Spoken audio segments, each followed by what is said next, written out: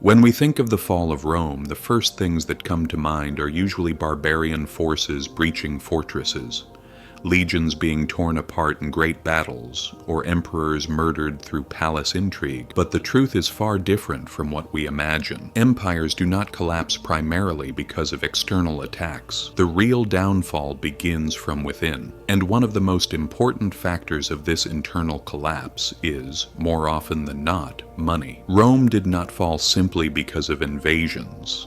It collapsed because its currency collapsed, because it slowly eroded from within. The reason this story still tells us so much today is exactly this, so let us go back a bit.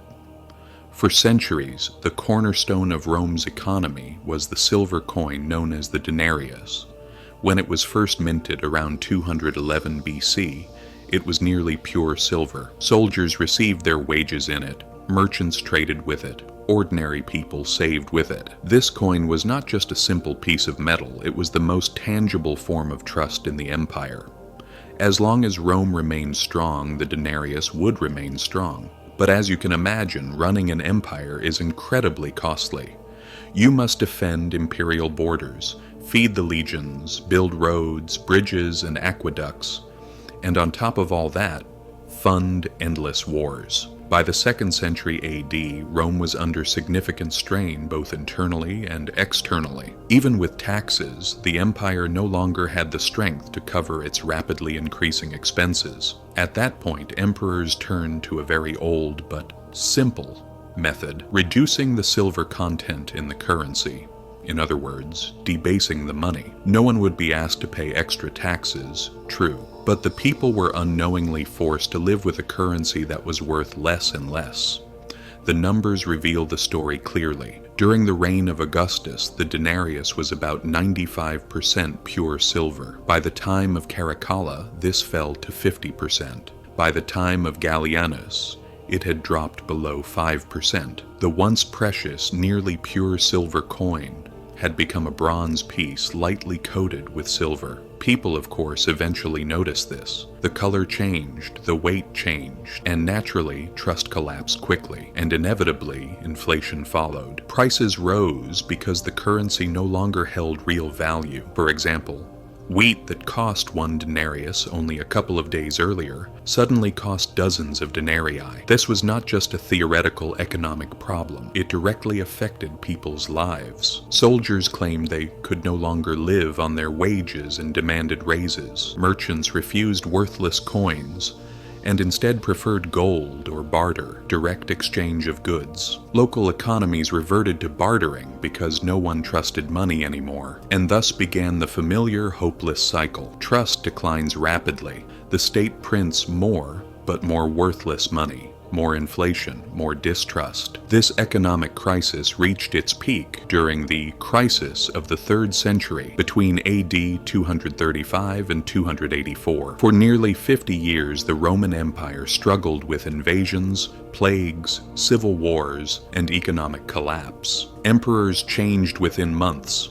Some were killed almost immediately after taking the throne. The main cause of this political chaos was a broken monetary system. The state began demanding taxes in money that was losing value by the day. Farmers said, "The money I pay is worthless, my crops are more valuable," and abandoned their lands. Trade routes shut down. The government tried to fix prices by force and pushed people into compulsory labor, but these measures only increased panic. In AD 301, Diocletian issued the Edict on Maximum Prices, attempting to control prices through state authority. But that too failed, because once money collapses, no price tag can change reality. Day by day, the black market grew and official trade collapsed. People quickly learned this lesson. Law cannot make a worthless currency valuable again. In the end, Rome abandoned the denarius entirely. Around AD 312, Constantine introduced the solidus, a pure gold coin he believed would be more stable. The solidus remained strong for centuries in Byzantium, but by then, the Western Roman Empire had already been weakened from within. The collapse of its currency had rotted the foundations long before the end. So, what message does all this give us? It is actually quite simple. When money collapses, empires collapse. Rome expected its people to trust coins that were the same money in appearance, but were steadily becoming worthless. Today, governments make the same mistake. The only difference is that instead of metal, they use paper or digital currency. The same story has repeated again and again throughout history. In Weimar Germany, in Zimbabwe, every time governments turned to money printing to solve economic crises. And as always, the ones who suffered were ordinary people. And every time those who held assets of true value survived.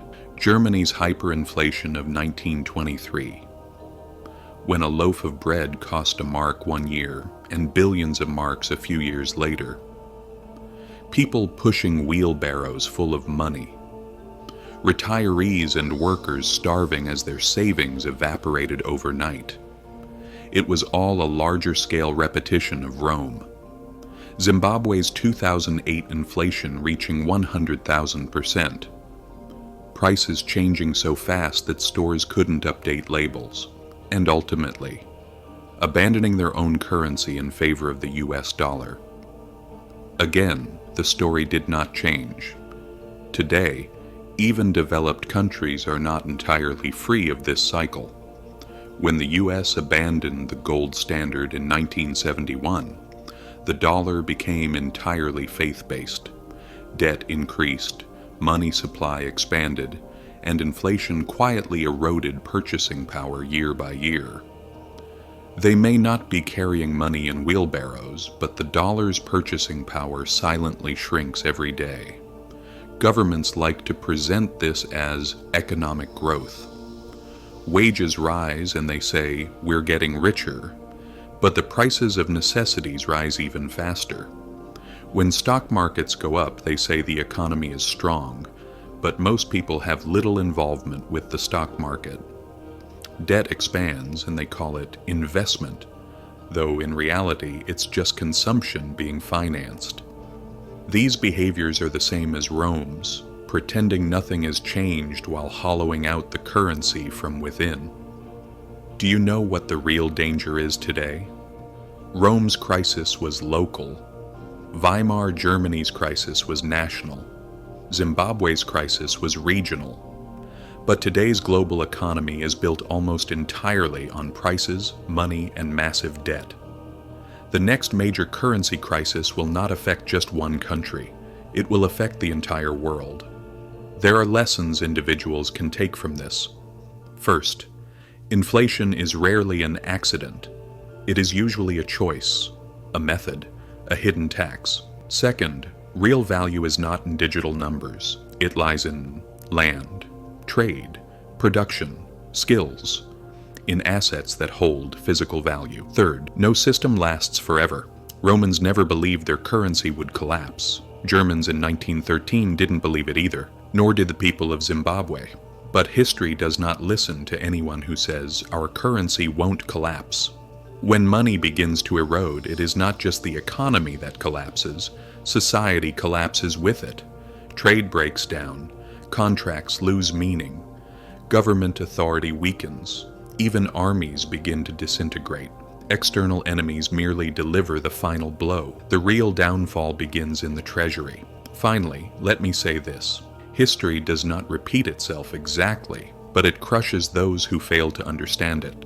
Again and again. Rome's currency crisis was not just the story of incompetent rulers or greedy elites. It was a warning of how quickly the power of money can disappear. This warning is still valid today and will continue to be important in the future. If you like this perspective, keep your eyes on history.